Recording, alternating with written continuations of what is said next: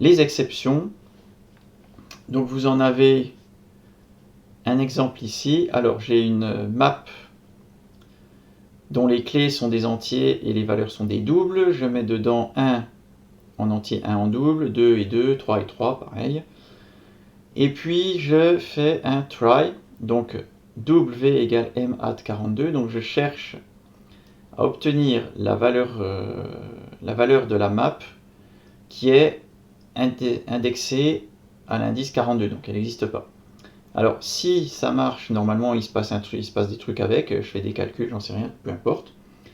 Et si je lève une exception avec le code qui est là-dedans, donc notamment at, je peux chercher, je peux traiter ce cas. Donc en l'occurrence, m@42 lèvera une exception, ça m'enverra ici, et je pourrai faire ce qui est nécessaire au niveau du programme quand la valeur v n'existe pas à la clé 42 dans ma map m.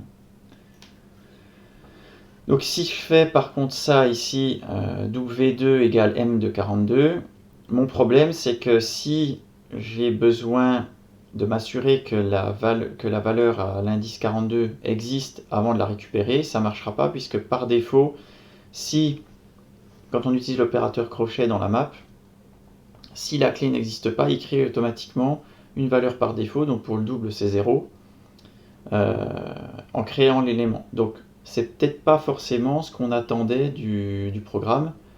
On voulait peut-être une valeur qui était quelque chose de cohérent et pas 0 parce que le fonctionnement de la map décide de créer quelque chose à 0. Et donc, avec un itérateur et une fonction de recherche, on aurait it égale m.find42 si on n'est pas à la fin, c'est-à-dire si on a trouvé la clé 42, alors on va récupérer la valeur puis en faire quelque chose. Alors si on a 10 conditions comme ça dans le bloc de code à exécuter, on va s'amuser. Et sinon on va traiter l'erreur. Donc ça peut vite devenir très lourd par rapport à l'utilisation de ce bloc d'exception qui permet de faire un contrôle du flux complet de votre programme.